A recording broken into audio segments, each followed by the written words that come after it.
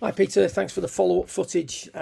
Just want to go over a few changes that have happened since our last session. First of all, I think the setup now is looking much more appropriate. The ball's not as far back, doesn't look to be as much shaft lean. I actually prefer the way you're pushing your pelvis forward as well. So the differential between the two centres isn't quite as extreme. So things have just started to calm down there a little bit. As I said before, the relationship between the sort of the ball and the centre of the arc is starting to become a little bit more appropriate as well.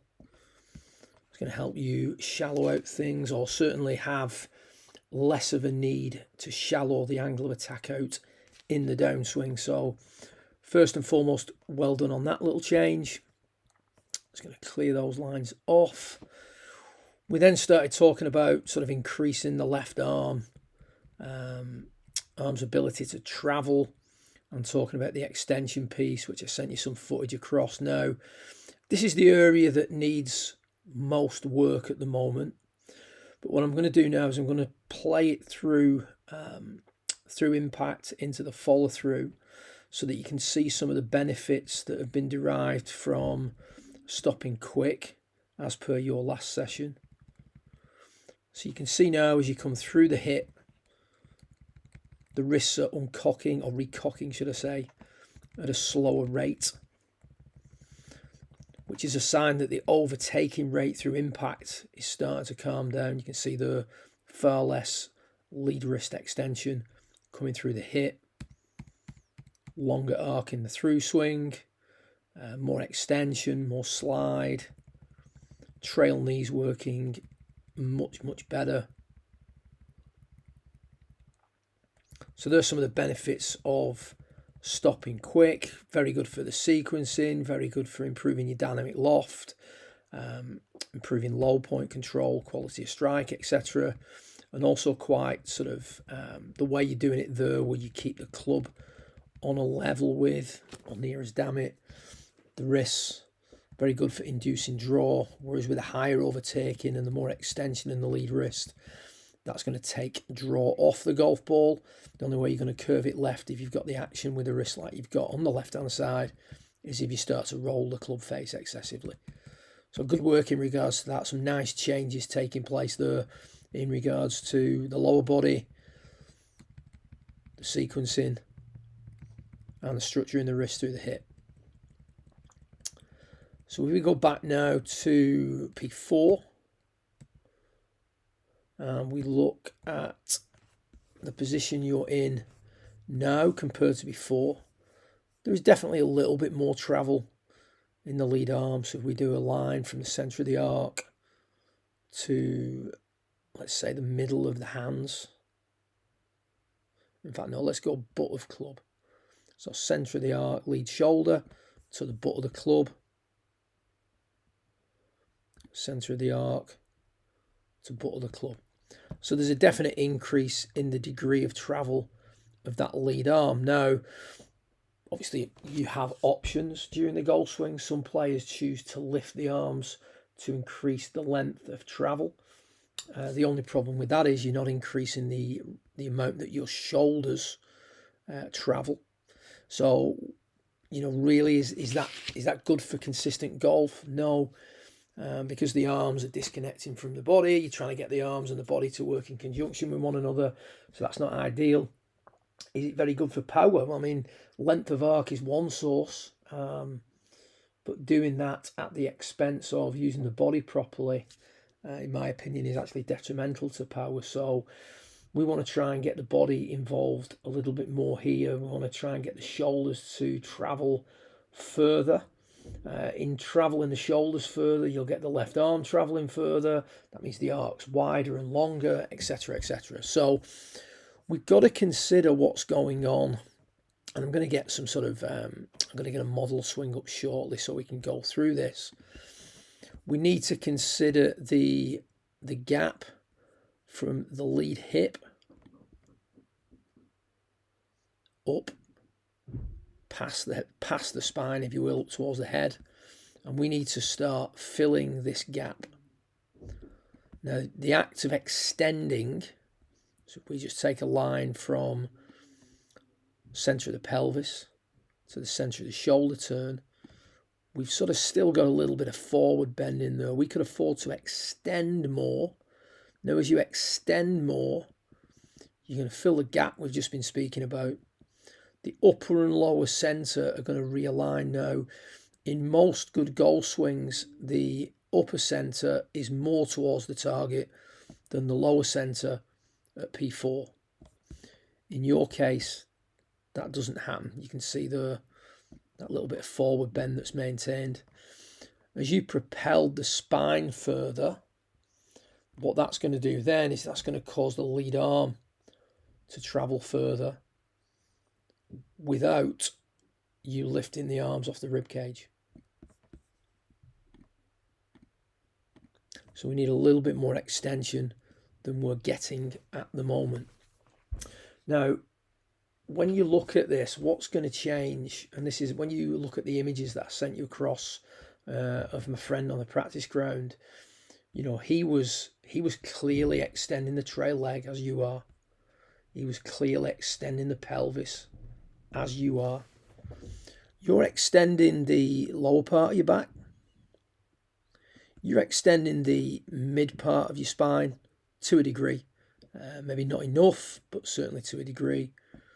But there's very little extension going on in the upper part of your spine. Now, the upper part of your spine, your neck area, is the most flexible portion of your spine. When you look at the images that I sent you across, the thing that you see when a player is extended more is you see a different look, and you'll appreciate this more when you do look at the images again after this little chat, is you see a different angle. I'm going to do this over here, actually, in regards to the ear on the lead side, the chest. You can look at the eye line if you like. Again with an arrow, or without an arrow, should I say. You can consider the eye line. So he does an arrow again, bear with me. Right, finally. You can consider the eye line, and you consider the angle at which the head tilts. So when you look at my friend, what you're going to see is, I'm going to do this on this side now, is you're going to see an ear that's more to the ground, a chest that is more to the sky. So chest to the sky, ear to the ground. You see eyes that are more angled over, and you see a neck that is more tilted. So what that's doing is that's engaging all your segments. You're extending your trail leg, you're extending your pelvis, you're extending your lumbar, you're extending your thoracic, and you're extending your cervical spine. So all segments are starting to extend.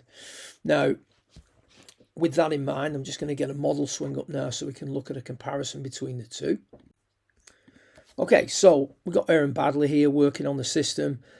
We can see that there's a different line to where the eyes would be. There's a different tilt in the neck. And there's also that separation we talked about between the two centres. Centre of the shoulder turn is nearer to the target than the centre of the pelvis. If we consider where we are at the side now, Aaron's got a better range of motion than most club golfers, I think that's fair to say. And yet he still has more extension in more segments than we see with yourself. So there's an extension of the trail leg, there's an extension of the pelvis, there's an extension of the spine, there's an extension of the neck, and that in turn is propelling the lead arm. Now if Aaron was to go from the red to the yellow, no extension in the neck, limited extension if any in the spine, less extension in the pelvis, less extension in the trail leg, the lead arm will be brought down to this position. So there would be a lack of potential power, and therefore the need to start lifting the arms off the rib cage. So you can see the difference between a flexed P4 and a fully extended P4. What I'm going to do now is just get another model swing up for us. Okay, so here we've got Grant. You'll be familiar with this if you've been watching the 2.0 DVDs. Side bend slightly away from the target at P1. As he goes to P4, the side bend that was away from the target is now a side bend towards the target. And again, slightly different to Aaron, but we can see there's been an extension in the trail leg, maybe not quite as much as with Aaron's. There's an extension of the pelvis. There's an extension of the spine. There's an extension in the neck area, so there's a different sort of tilt to things at that point. And we used a couple of key points before. These are feels that I think you can, anything you see on here can be used as a feel. But I think what I'm about to say now is the main focal point for you, certainly in the first couple of sessions. We've got a situation where the chest is to the sky and the ear is more to the ground. In your case, we've got a situation where the chest is more to the ground and the ear is certainly not to the ground. It's sitting more level at that point. So if you had a situation where you felt chest to the sky, ear to the ground from P1 to P4, don't lift the arms off the rib cage, but get the chest to the sky and the ear to the ground. You're going to see a marked difference in the overall look at P4. I think your legs and your pelvis are working beautifully. The structure in your arms is really good, but we just need that extension in there. That extension will also encourage a greater travel in the shoulders during the golf swing. So hope that makes sense. What I'd like you to do is, after a session or two doing this, send me some footage across. And then what I'd like to do is just, as part of this session, just do a little comparison between this swing and the new swing so that you can see the progress you're making. We can make any alterations. It'll only be a short video, but it'll supplement what we've just done in this one, and then we can really get things moving forward. Thank you very much, and keep up the good work.